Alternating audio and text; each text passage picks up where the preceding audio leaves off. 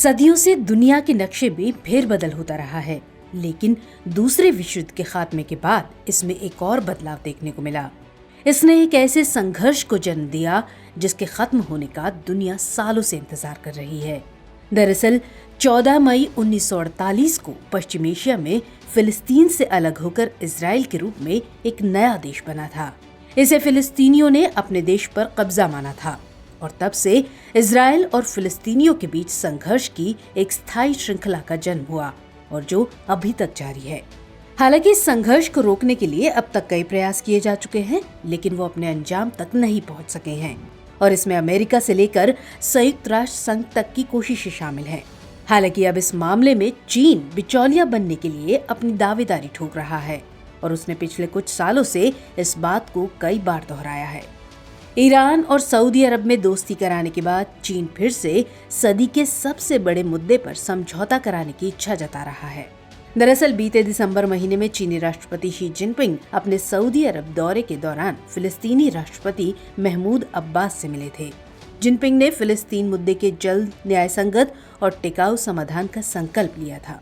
इसी के मद्देनजर राष्ट्रपति अब्बास ने हाल ही में चीन की राजकीय यात्रा की है। चीनी विदेश मंत्रालय के मुताबिक इस साल चीन द्वारा स्वागत किए जाने वाले वो पहले अरब राष्ट्र प्रमुख हैं। अब ऐसे में सवाल है कि इजराइल और फिलिस्तीन के बीच समझौता कराने के लिए चीन इतनी दिलचस्पी आखिर क्यों दिखा रहा है और इसके जरिए वो अपनी कौन सी रणनीति को धार देना चाहता है। क्या मध्यस्थ बनने की पेशकश करके चीन अमेरिका की विफलता को उजागर कर रहा है? तो चलिए एक एक करके सब बातों को समझने की कोशिश करते हैं। असल में सवाल इसलिए उठ रहे हैं क्योंकि बीते अप्रैल महीने में चीनी विदेश मंत्री किन गैंग ने अपने इजरायली और फिलिस्तीनी समकक्षों से कहा था कि उनका देश शांति वार्ता में मदद करने को तैयार है। इसके बाद खबरों के बाजार में हलचल मच गई थी। कयास लगाए जाने लगे कि जिस तरह चीन ने पश्चिम एशिया के कट्टर दुश्मन कहे जाने वाले ईरान और सऊदी अरब के बीच दोस्ती कराई थी, शायद वो ऐसा ही कुछ कारनामा इजराइल और फिलिस्तीन के मामले में कर सकता है। वो दोनों देशों के बीच अनसुलझे पहलुओं का माकूल हल निकलवा सकता है।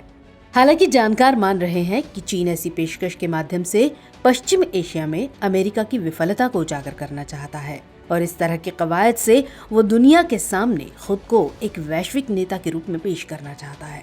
दरअसल खाड़ी में अमेरिका महत्वपूर्ण भूमिका में नजर आता रहा है। सऊदी अरब के जरिए अमेरिका का इस इलाके में काफी दबदबा माना जाता है, लेकिन जब ईरान के साथ दोस्ती की बात आई तो सऊदी ने अमेरिका को दरकिनार कर दिया था। इस मामले में सऊदी ने अमेरिका की बजाय चीन को तरजीह दी और ऐसा ही कुछ मामला फिलिस्तीन का है। इजराइल और फिलिस्तीन के बीच शांति बहाल कराने के लिए अमेरिका दशकों से कोशिश में लगा हुआ है, लेकिन उसके हाथ सिर्फ निराशा ही लगी है।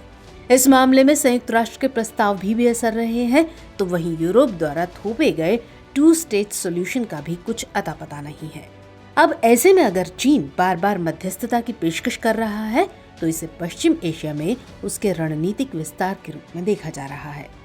असल में बीते कई सालों से चीन इस इलाके में अमेरिका के रणनीतिक किले को पुरजोर तरीके से भेदने में लगा हुआ है और इस कवायद में वो इस हद तक सफल हुआ है कि अब अमेरिका के बेहद करीबी देशों में से एक इजराइल में भी उसने अपनी पैठ बनाई है। आर्थिक रूप से चीन इजराइल संबंध पिछले एक दशक में काफी हद तक बढ़े हैं।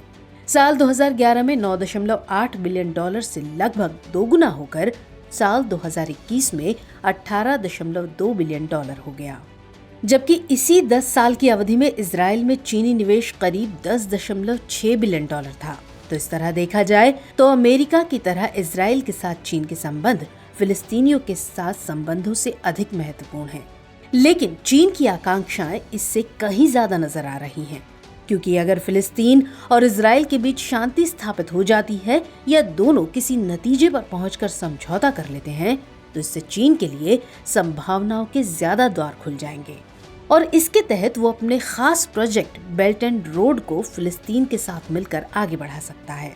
इसके साथ ही वो दोनों देशों के साथ अपने आर्थिक हितों को भी सुरक्षित करने में सफल हो सकता है। इसी के मद्देनजर चीन ने साल 2017 में चीन फिलिस्तीन इजराइल त्रिपक्षीय संवाद तंत्र शुरू करने और फिलिस्तीन की सहायता करने वाली प्रमुख परियोजनाओं को समन्वित करने और उसे आगे बढ़ाने का प्रस्ताव दिया था। हालांकि इजराइल और फिलिस्तीन के बीच मध्यस्थता कराने में चीन को कई तरह की चुनौतियों का भी सामना करना पड़ेगा। और इसमें सबसे बड़ी चुनौती संघर्ष की प्रकृति और उसके इर्द गिर्द की शांति प्रक्रिया है।